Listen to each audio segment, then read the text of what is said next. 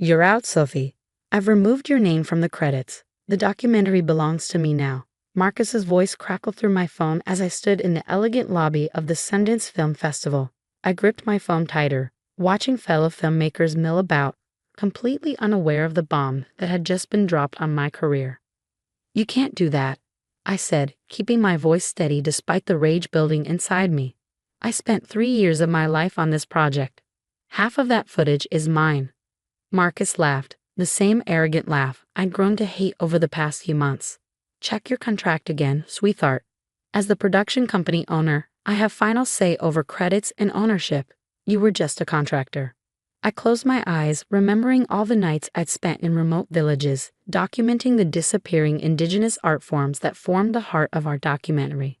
Marcus had barely left his comfortable office in New York, yet here he was, trying to erase my contributions entirely. Why? I asked, though I already knew the answer. The documentary was already generating buzz. Early reviews were glowing. Prize money and prestige were on the line. Let's be honest, Sophie. You don't have the connections to take this film where it needs to go. I do. Consider this a business decision. The line went dead. I stood there, surrounded by the excited chatter of other filmmakers, feeling like I'd been punched in the gut. But beneath the shock and anger, a small smile crept onto my face. Marcus had made one critical mistake. My name is Sophie Chen, and at 32, I'd spent my entire adult life behind a camera, documenting stories that others overlooked.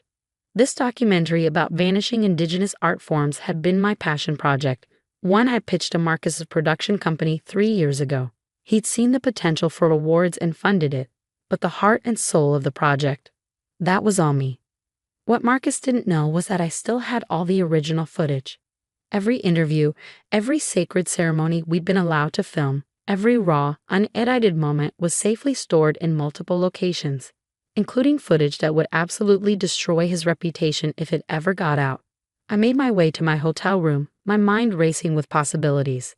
The festival screening was in 3 days.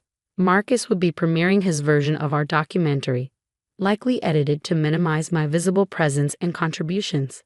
But he had no idea what I had planned. Sitting at the desk in my hotel room, I opened my laptop and pulled up a folder labeled Insurance. Inside were clips I kept separate from the main documentary footage. There was Marcus, drunk at a sacred ceremony, making inappropriate comments about the tribal elders. Marcus demanding that we stage scenes for more dramatic effect, even when it meant misrepresenting cultural practices. And most damaging of all, Marcus admitting on camera that he had no real interest in preserving indigenous art. He just wanted something exotic to make his name in the documentary world. I kept these clips not out of malice, but because something in my gut had told me to be careful. After 15 years in documentary filmmaking, I learned to trust those instincts. My phone buzzed with a text from Amar, my sound engineer and longtime friend. Just heard what Marcus did. That snake. What's the plan? I smiled, remembering how Amar had been there through every step of filming, witnessing Marcus's gradual transformation from enthusiastic producer to controlling egomaniac. Remember that backup drive we made? I texted back. Time to use it. The one with all his beautiful moments, Amar replied. Oh, this is going to be good. I spent the next hour making calls to contacts I'd made during filming, the indigenous artists, community leaders, and local guides who had shared their stories with us. Many had become friends, trusting me with ceremonies and traditions rarely shown to outsiders. They were as much a part of this film as I was, and they deserved to know what was happening. To my surprise, they weren't just supportive. They were ready to help. We trusted you, Sophie, not him, said Maria, an elderly weaver we'd filmed in Peru. Our stories are sacred. They shouldn't be used for one man's glory. By midnight, I had a plan forming. Marcus thought he could erase me from the project, but he'd forgotten something crucial. In documentary filmmaking, authenticity is everything. And I had proof that his version of the film was anything but authentic. I was about to show Marcus exactly why you don't betray someone who carries a camera everywhere. As I lay in bed that night, I thought about the moment 3 years ago when I first pitched this project to Marcus. He'd seemed so different then, passionate, supportive, eager to help tell these important stories. Or maybe I'd just seen what I wanted to see. Either way, in 3 days he would learn that some stories can't be controlled or contained. They belong to the people who lived them, who shared them, who captured them through a lens with respect and care. And I was going to make sure those stories were told the right way, no matter what it cost me. My phone buzzed one last time. A message from Marcus. I expect you to handle this professionally. Don't make a scene at the festival. I smiled at the screen, thinking of the footage safely backed up in 3 different locations. Don't worry, I typed back. I'll let the film speak for itself. Tomorrow would be interesting. Very interesting indeed. The next morning, I met Amar in a small cafe near the festival venue. He arrived with his laptop and a determined look in his eyes. I've edited together a 10-minute compilation of Marcus's finest moments, he said, sliding into the booth. Want to see? I nodded, and he turned the laptop toward me. The footage was devastating. There was Marcus ordering local artists to speed up their traditional crafting processes for better television. Marcus mocking sacred ceremonies when he thought the cameras were off. Marcus bragging about how he would fix it in post to make the story more marketable. This is perfect, I said, closing the laptop. But we need to be strategic about how we use it. Just then, my phone lit up with notifications. Marcus had just posted on social media, promoting the documentary's premiere. The post included beautiful stills from my footage, with a long self-congratulatory caption about his vision and 3 years of dedication to showcasing indigenous cultures. The irony would have been funny if it wasn't so infuriating. He's using your shots, Amar growled, looking at his own phone. The ones you took while he was sitting in his hotel room complaining about the heat. I took a sip of my coffee, letting the warm liquid calm my nerves. Let him. He's just making this easier for us. We spent the next few hours preparing our counter move. I reached out to several journalists who covered the independent film scene, particularly those known for their integrity and interest in ethical filmmaking. I have a story about the real making of vanishing arts, I wrote, including footage that never made it to the final cut. By afternoon, 3 major industry publications had expressed interest. But the response that really caught my attention came from Diana Torres, a respected documentary filmmaker who also sat on the festival's ethics committee. This is serious, she wrote after I sent her some sample clips. The festival needs to know about this before the premiere. Can you meet today? I met Diana at her hotel suite, where she watched the footage with growing concern. This isn't just about credit theft, she said finally. This is about the exploitation of indigenous communities and misrepresentation of their cultures. The festival takes these issues very seriously. As if on cue, my phone buzzed with another message from Marcus. Heard you've been talking to people at the festival. Remember your NDA. One wrong move and I'll bury you in legal fees. I showed the message to Diana, who scoffed. NDAs don't cover ethical violations. He should know that. We spent the next 2 hours going through my documentation. Agreements with the indigenous communities, original shooting schedules showing I had been on location while Marcus stayed behind, and most importantly, the unedited footage showing how those communities had trusted me, not him, with their stories. The premiere is tomorrow night, Diana said, checking her calendar. I'm calling an emergency meeting of the ethics committee for this evening. Will you testify? I thought about everything I had to lose, future contracts, industry connections, my reputation if Marcus somehow spun this against me. Then I thought about Maria, the weaver in Peru, and all the others who had shared their sacred traditions with us, trusting us to tell their stories with respect. Yes, I said. I'll testify. The ethics committee meeting lasted 3 hours. I presented my evidence calmly and methodically, letting the footage speak for itself. Panel members watched in silence as the real Marcus was revealed through his own words and actions. As the meeting concluded, the committee chair turned to me. We'll need to review all of this carefully, but I want you to know that your professionalism in handling this situation is noted. It would have been easy to just leak this to the press. I nodded, gathering my materials. These stories are too important for that. They deserve better than scandal headlines. Walking back to my hotel that night, I felt lighter somehow. Whatever happened next, I had stood up for what was right. My phone buzzed again. Marcus, of course. You've made a big mistake, his message read. No one will work with you after this. I'll make sure of it.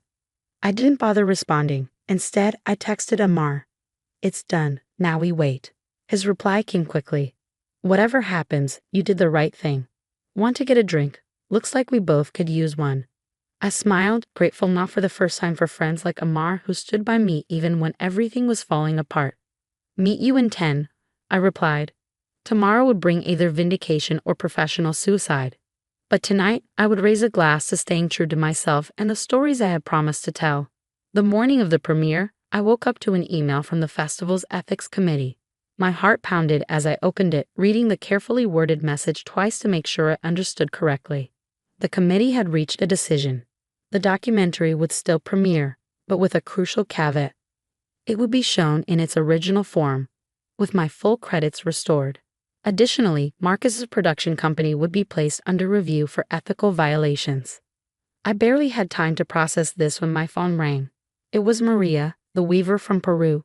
Sophie, the whole village is watching a live stream of the festival tonight. We're proud of you for standing up for our stories. Her words brought tears to my eyes. This was what mattered, not the awards, not the recognition, but the trust these communities had placed in me. The hours before the premiere passed in a blur. I chose my outfit carefully, a hand-woven shawl Maria had gifted me, paired with a simple black dress. As I entered the theater, I could feel the tension in the air. Industry insiders were whispering, having clearly heard rumors about the ethics committee's decision. Marcus was there, standing in the lobby with a group of executives. When he saw me, his face contorted with rage. He started walking toward me, but Diana from the ethics committee smoothly intercepted him. I wouldn't, I heard her say quietly. You're already on thin ice. The lights dimmed and the documentary began. Watching it on the big screen, I felt a surge of pride. Every frame captured the beauty and dignity of the indigenous artists we'd filmed. Their stories shone through exactly as they should. When the credits rolled, my name was there, directed by Sophie Chen and Marcus Reynolds. The audience erupted in applause, but it wasn't over yet. The festival director stepped onto the stage. We have a special announcement, she began. This film has been selected for our special jury prize for cultural documentation. However, in light of recent developments, the award will be presented solely to Sophie Chen, in recognition of her commitment to ethical filmmaking and cultural preservation. The applause grew louder. I made my way to the stage, feeling slightly dizzy. As I accepted the award, I saw Marcus storming out of the theater, his face red with fury. I'd like to dedicate this award to the incredible artists who shared their stories with us, I said into the microphone. Their trust and friendship taught me that true documentary filmmaking isn't about glory or awards, it's about honoring the truth of people's lives. After the ceremony, I was surrounded by well-wishers and industry contacts. Several offered me directing opportunities for new projects. But the most meaningful moment came when I checked my phone and found a flood of messages from the communities we'd filmed, celebrating the victory. Later that night, at the festival's closing party, Amar found me on the terrace. Have you heard? He asked, grinning. Marcus's company is facing a full investigation. Several other filmmakers have come forward with similar stories about him taking credit for their work. I nodded, sipping my champagne. It's not about revenge, you know. It's about doing right by the stories we tell. Speaking of stories, Amar said, I heard National Geographic is interested in your next project. Something about traditional music preservation. I smiled, thinking of all the possibilities ahead. Yes, but this time I'm doing it my way. No compromises. The next morning, as I packed for my flight home, I received one final email from the festival, an invitation to join their documentary ethics advisory board. They wanted my help in developing guidelines to protect both filmmakers and the communities they document. My phone buzzed with a text from Marcus. You've ruined me. I hope you're happy. I didn't bother responding. Instead, I opened my laptop and began writing a treatment for my next documentary. This time, my name would be there from the start, along with a promise to all the people who would trust me with their stories. Integrity first, always. 3 years of work had culminated in this moment. But it wasn't the award that made me proud. It was knowing that somewhere in Peru, Maria and her village were watching their stories being told with the respect they deserved. Sometimes, standing up for what's right means risking everything. But as I'd learned, the truth has a way of coming out, especially when you've got it all on camera. The festival was ending, but my journey was just beginning. And this time, I would be the one holding the camera, telling the stories that needed to be told my way.